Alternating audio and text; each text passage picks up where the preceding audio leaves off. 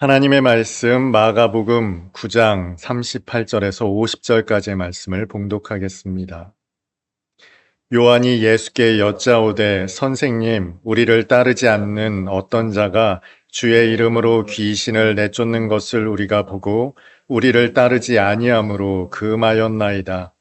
예수께서 이르시되 금하지 말라. 내 이름을 의탁하여 능한 일을 행하고 즉시로 나를 비방할 자가 없느니라. 우리를 반대하지 않는 자는 우리를 위하는 자니라. 누구든지 너희가 그리스도에게 속한 자라 하여 물 한 그릇이라도 주면 내가 진실로 너희에게 이르노니 그가 결코 상을 잃지 않으리라. 또 누구든지 나를 믿는 이 작은 자들 중 하나라도 실족하게 하면 차라리 연자 맷돌이 그 목에 매여 바다에 던져지는 것이 나으리라. 만일 내 손이 너를 범죄하게 하거든 찍어버리라. 장애인으로 영생에 들어가는 것이 두 손을 가지고 지옥 곧 꺼지지 않는 불에 들어가는 것보다 나으니라. 만일 내 발이 너를 범죄하게 하거든 찍어버리라. 다리 저는 자로 영생에 들어가는 것이 두 발을 가지고 지옥에 던져지는 것보다 나으니라. 만일 내 눈이 너를 범죄하게 하거든 빼어버리라. 한 눈으로 하나님의 나라에 들어가는 것이 두 눈을 가지고 지옥에 던져지는 것보다 나으니라. 거기에서는 구더기도 죽지 않고 불도 꺼지지 아니하느니라. 사람마다 불로써 소금 치듯함을 받으리라. 소금은 좋은 것이로되 만일 소금이 그 맛을 잃으면 무엇으로 이를 짜게 하리요. 너희 속에 소금을 두고 서로 화목하라 하시니라. 아멘. 오늘 본문 말씀은 개별적으로는 어떤 말씀인지 이해가 되는 말씀인데요. 이를 한데 묶어서 놓고 보면 주님께서 왜 이렇게 일관성 없는 말씀을 하고 계시는가 하는 생각이 들 정도의 여러 가지 말씀을 하고 계세요. 오늘 본문의 시발점은 요한이 예수께 아뢰는 말씀으로 출발합니다. 요한이 어떤 사람을 금지시켰습니다. 그가 예수의 이름으로 귀신을 쫓아내고 있었어요. 그런데 그 제자들의 무리를 따르지는 않고 있었거든요. 그래서 예수께 아뢰입니다. 주님, 우리가 이렇게 했습니다 하고 보고하는 내용으로 출발합니다. 생각해보면 일리가 있죠. 그 귀신을 쫓아내는데 쫓아내는 목적이 뭔지 불분명합니다. 돈벌이를 목적으로 그랬을 수도 있겠죠. 만약 예수를 쫓는 것이 목적이었다면 귀신을 쫓아낼 것이 아니라 그 제자들과 함께 예수님을 따르는 것을 목적으로 했어야 마땅하죠. 그런데 예수님을 따르지도 않으면서 예수님의 이름으로 귀신만 쫓아내고 있었으니 금지시켰어요. 그리고 이것을 예수께 아뢰던 것은 그렇게 말씀드리면 칭찬이라도 들을까 싶어서 보고했던 것입니다. 그런데 예수님의 반응은 다소 의외죠. 그러지 말아라. 금하지 말아라. 우리를 반대하지 않으면 오히려 우리를 위하는 자다 주님께서 말씀하세요. 그러면 의도는 중요하지 않을까요? 예수께서는 그 사람이 어떤 의도나 목적을 가지고 그런 일을 행하시는지를 그다지 염두에 두지 않는 것처럼 말씀하셨잖아요. 우리를 반대하지만 않으면 괜찮다. 이렇게 말씀하셨거든요. 오늘 본문 말씀을 읽다 보면 다소 파격적인 말씀이 등장해요. 가장 기억에 남는 말씀은 무엇이 있습니까? 어떤 단어들이 있어요? 아마도 찍어버려라 혹은 연자맷돌 이런 말씀이 기억에 남을 거예요. 실족하게 하면 연자맷돌을 목에 걸고 바다에 투신하는 것이 낫다. 이렇게 강한 어조로, 매우 강한 어조로 말씀하고 계시거든요. 게다가 내 손이 범죄하게 하거든, 눈이 범죄하게 하거든, 발이 범죄하게 하거든 찍어버려라. 이렇게 말씀하세요. 그런데 오늘 말씀의 마지막 결론은 다소 허무하게 결론 맺고 있죠. 소금이 맛을 잃으면 무슨 쓸모가 있겠느냐. 소금을 두고 서로 화목해라. 물론 어떤 말씀인지 개별적 말씀으로는 이해가 됩니다만 이 결론은 또 납득이 되질 않습니다. 주님은 어떤 의도로 이렇게 말씀하고 계시는 것일까요? 조금 거슬러 올라가서 살펴보겠습니다. 예수님과 함께 변화산에 올라가지 않았던 남아있던 제자들이 한 아버지가 데려온 아이의 귀신을 쫓아내지 못하고 있었습니다.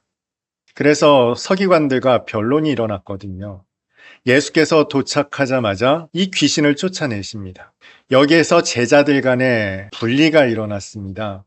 예수님과 함께 변화산에 올라갔던 제자들이 있었고요. 올라가지 않고 남아 있었던 제자들이 있었어요. 예수님과 함께 있었던 제자들이 어쩌면 지나가듯 핀잔을 줬을지도 모릅니다. 그것도 못하냐. 이 제자들은 억울하기도 하고 분하기도 했을지 모릅니다. 그럼 자기들이 한번 해보지 하는 생각이 들었겠죠. 일종의 분파가 일어났어요. 그런 와중에 예수님과 함께 집으로 들어가면서 제자들 간에 누가 크냐 하는 변론이 일어났어요. 변론이라고 기록되어 있지만 일종의 다툼이었습니다. 예수님과 함께 산에 올랐던 제자들은 말했겠죠. 우리는 어디든지 주님과 함께 따라다니지 않느냐. 우리가 더 크다 했을지 몰라요. 반면 너희들이 얼마나 믿었지 못했으면 거기까지 예수께서 데리고 가셨겠느냐. 우리에게 모든 걸 맡겨놓고 가셨으니 우리가 더 큰 자가 아니냐. 물론 성경에는 나타나 있지 않습니다만 이런 제자들 간에 일종의 알력 다툼이 일어났을지 모르겠어요. 예수께서 모르지 않으셨어요. 그래서 집에 들어가시자마자 제자들에게 묻습니다. 너희들이 길에서 변론했던 것이 무엇이냐? 이 질문은 주님이 모르고 하신 질문이 아니었거든요. 그래서 주님이 말씀하시죠. 너희들 그렇게 다투지 말고 이 어린아이 하나를 받아들이면 나를 받아들이는 것이고 그것은 내 아버지를, 나를 보내신 분을 받아들이는 것이다. 그러니 겸손해라. 이런 말씀을 하시죠. 제자들이 그 말씀 들었을 때 얼마나 부끄러웠겠어요. 분위기가 굉장히 서먹했겠죠. 제자들 사이에. 그래서 요한이 이 분위기를 조금 바꿔보려고 오늘 본문의 말씀을 한 거예요. 예수님, 어떤 사람이 예수님 이름으로 귀신을 쫓아내더라고요. 그래서 우리가 금지시켰습니다. 우리가 금지시켰어요. 제자들의 한 목소리였습니다. 이해가 되시죠? 요한은 좀 화목해 하려는 의도를 가지고 예수님께 칭찬을 들을 목적으로 그렇게 보고를 드렸더니 웬걸요. 예수님께서는 반대 말씀을 하시죠. 그냥 둬라. 금하지 말아라. 우리를 반대하지 않는 것만으로도 우리를 위하는 거다. 뻘쭘한 분위기를 무마하려 요한이 말을 했을 텐데 오히려 더 뻘쭘해졌습니다. 분위기가 더 서먹해졌어요. 그런데요, 여기에서 우리가 한 가지 살펴볼 수 있는 내용이 있습니다. 요한은 무의식적으로 금지시켰습니다. 저 잘했죠. 우리 잘했죠. 이런 의도로 예수께 아뢰었을지 모르겠습니다만 지금 이 제자들 마음속에 가득 채워져 있는 한 가지 마음이 있어요. 그들이 점점 폐쇄적인 길로 가고 있다는 것이었습니다. 누가 크냐 하는 다툼부터 벌써 그들은 폐쇄적으로 가고 있었어요. 이 부류가 더 크냐, 저 부류가 더 크냐 하는 분리가 일어났죠. 그들 가운데 분파가 일어나고 있었다는 것이고 점점 폐쇄적인 길로 가고 있었어요. 그리고 그 제자들의 공통된 생각이 있었죠. 우리가 금지시켰습니다. 우리가 하지 못하게 했습니다. 그들은 예수님을 따르는 자라는 일종의 우월감을 가지고 있었고요. 그것은 그렇지 않은 사람들에 대한 배타적인 마음, 점점 그들 마음속에는 폐쇄적인 마음이 공고해지고 있었어요. 은연중에 그들은 말과 행동 속에 그것을 다 드러내고 있었습니다. 여기에서 중요한 오늘 본문의 기록 목적이 등장합니다. 복음은 결코 폐쇄적이어서는 안 됩니다. 주님께서는 지금 그 말씀을 하고 계시는 거예요. 복음은 폐쇄적이어서는 안 된다. 이것이 오늘 주님의 말씀을 관통하고 있는 한 가지 주제입니다. 그래서 주님께서 지옥이 어떤 곳인가를 이야기하고 계시죠. 예수께서 이 땅에 오신 목적은 죄인들을 구원하시기 위함입니다. 다시 말해서 지옥 가지 않게 하시는 것이 주님의 가장 궁극적 목적이에요. 지옥은 결코 누구라도 가서는 안 된다라는 당부의 말씀을 하고 계시죠. 그래서 성경에는 없음이라고 기록되어 있는 44절, 46절이 있죠. 그 각주를 따라가 보면 48절에 공통된 말씀이 다른 사본에는 기록되어 있습니다. 이렇게 나타나 있을 거예요. 48절을 한번 읽어보겠습니다. 거기에서는 구더기도 죽지 않고 불도 꺼지지 아니하느니라.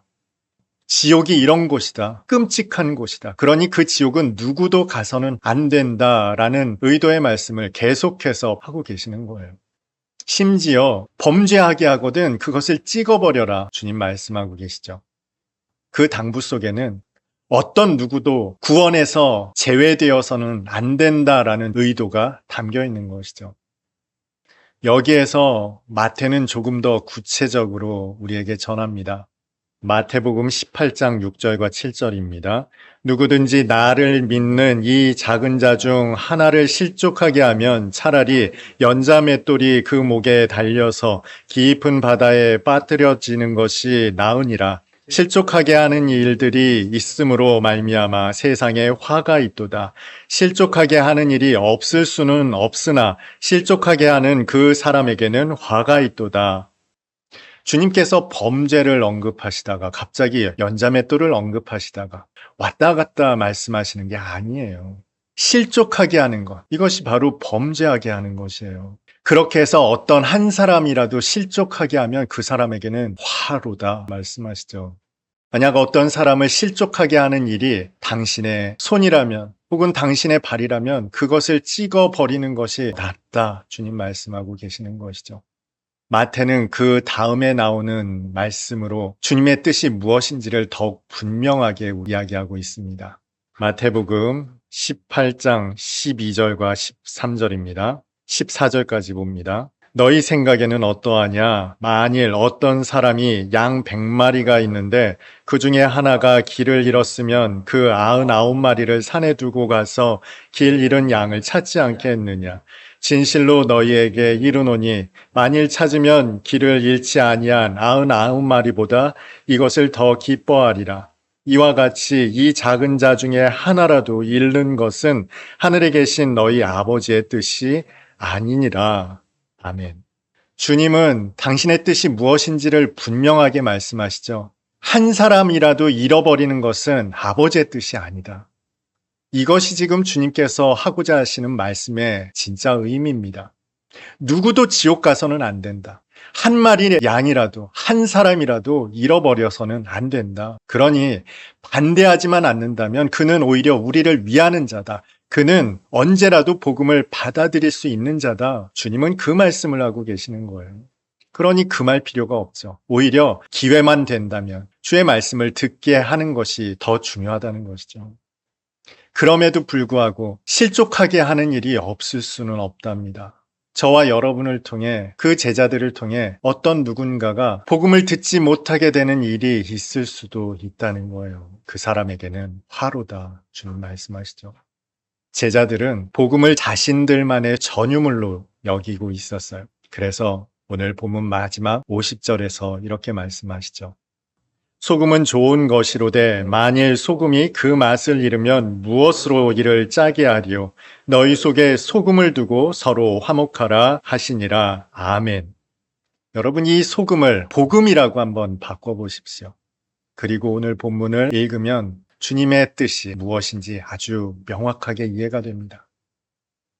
소금이 맛을 잃으면, 복음이 맛을 잃으면, 다시 말해서 복음이 제대로 기능하지 못하면 무엇으로 짜게 하리요? 무엇으로 구원하리요? 복음이 구원하는 역할을 감당하지 못한다면 복음이 무슨 쓸모가 있습니까? 그래서 주님께서 이렇게 말씀하십니다. 그 복음으로 너희는 화목하라. 구별짓지 말아라. 폐쇄적으로 바꾸어 놓지 말아라. 복음은 그렇게 폐쇄적인 것이 아니다. 복음은 어떤 누구라도 구원하실 수 있는 하나님의 능력이다. 그래서 이 복음이 누구에게 전해졌습니까? 세리에게, 창녀에게, 죄인에게, 이방인에게, 그 누구에게도 복음은 제약을 받지 않았습니다. 그래서 주님 말씀하시죠. 이 복음 안에서 너희는 화목하라. 폐쇄적으로 갇히지 말아라. 당부하시는 것이에요. 그런데 여러분, 이 주님의 말씀을 듣다 보니 오늘날 교회와 너무나 닮아있죠. 단적으로 예를 들어볼게요. 사람들이 화장실이 급할 때 교회를 찾아 들어갈까요? 상가를 찾아 들어갈까요? 저 역시도 교회를 찾아 들어갈 생각을 하지 못합니다. 눈치가 보여요. 오히려 상가가 더 편합니다. 여러분 주일날 예배당에 아주 낯선 사람이 들어오면 예배드리던 모든 사람들의 신경이 그쪽으로 쏠립니다. 물론 대형 교회를 염두에 두고 말씀드리는 것은 아닙니다. 누가 누군지 뻔히 아는 일반적인 교회에서 전혀 낯선 사람이 들어오면요, 사람들이 죄다 그 사람을 주목합니다. 그 사람이 편하게 예배를 드릴 수 있을까요? 맘 편하게 기도할 수 있을까요? 그렇지가 못해요. 그리고 성도들은 이내 이렇게 신경을 씁니다. 신천지 아니야? 교회가 언제부턴가 얼마나 폐쇄적인지 몰라요. 여기에 일조한 것이 바로 이단들이죠. 맞습니다. 실족하게 하는 일이 있습니다. 이단들의 역할이죠. 없을 수는 없지만 그 때문에 교회가 언제부턴가 극도로 폐쇄적으로 변하고 있어요. 복음이 극도로 폐쇄적으로 변하고 있습니다. 여러분, 세상 가운데 교회가 얼마나 폐쇄적으로 사람들의 인식 속에 각인되어 있는지 아십니까? 이 그리스도인들보다 폐쇄적인 사람들이 없어요. 꽉 막혀 있는 사람들이 없습니다. 말이 통하지 않는 사람들입니다. 그들끼리만 똘똘 뭉쳐 사는 사람들. 이 폐쇄적인 교회 안으로 누구도 들어오려 하지 않습니다. 제가 어떤 성도의 이야기를 들었는데요. 일반적으로 사회생활을 하면서 크리스찬 만나기가 얼마나 어려운지 모른답니다. 크리스찬이 세상에 그렇게 드물대요. 예전만 해도 너도 교회 다녀? 나도 교회 다니는데 이런 이야기가 심심치 않게 있었는데 요즘은요. 거의 대부분의 사람들이 교회를 다니지 않습니다. 예수를 믿지 않아요. 복음이 얼마나 폐쇄적인지 사람들에게 먹히지도 않고 들리지도 않습니다. 그것을 요한은 자랑처럼 예수께 떠벌렸어요. 우리가 금지시켰습니다. 그들 속에서도 누가 크냐 다툼이 일어날 만큼 그들은 폐쇄적이었어요. 오늘날 교회에서 일어난 일들과 똑같죠. 교회가 누가 크냐 이 완력 다툼에 사로잡혀서 복음의 본질을 잃어버렸어요. 구원의 목적을 상실해버린 교회가 얼마나 많은지 모르겠습니다.